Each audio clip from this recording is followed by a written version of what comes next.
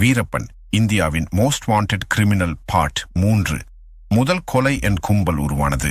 காடு அவனுக்கு பள்ளி, துப்பாக்கி அவனுக்கு எழுத்து.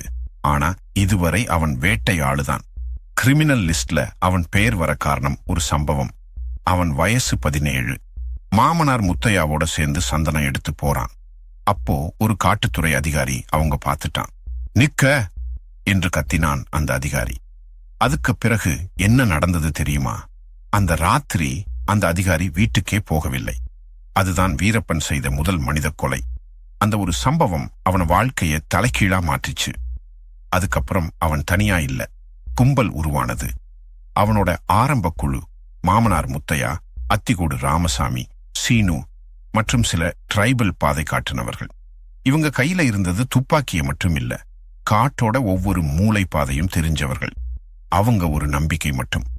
இந்த காடு நம்மது, நம்மளை பிடிக்க யாரும் வர முடியாது. அங்கிருந்து அவனோட ஆபரேஷன்ஸ் ஆரம்பமாயிச்சு. அவனோட ஆரம்ப தந்திரங்கள்: சந்தன மரத்தை வெட்டி வீழ்த்துவது, சரக்குகளை ஆழமான குகைகளில் புதைப்பது, காட்டுக்காவலர்களை தவறான பாதைக்கு திருப்புவது, ரெக்கார்ட்ஸ் இரேஸ் பண்ணுவது. அவன் ஒரு சாதாரண கடத்தல் கூலி இல்லை, காட்டுல தனி அரசு மாதிரி நடந்தான். அந்த முதல் கொலைக்கு பின் தான் அவன் பேர் அதிகாரப்பூர்வமா போலீஸ் லிஸ்ட்ல சேர்ந்தது. ஆனா அவன் இருந்தது தடம் தெரியாத காட்டுல. அடுத்த எபிசோட்ல அவனை பிடிக்க வந்த முதல் போலீஸ் காம்போ எப்படி தோல்வி அடைஞ்சது தெரியுமா? கதை பிடிச்சிருந்தா லைக் பண்ணுங்க, பின்தொடருங்க, சப்ஸ்கிரைப் பண்ணுங்க. அடுத்த பார்ட் சீக்கிரம்.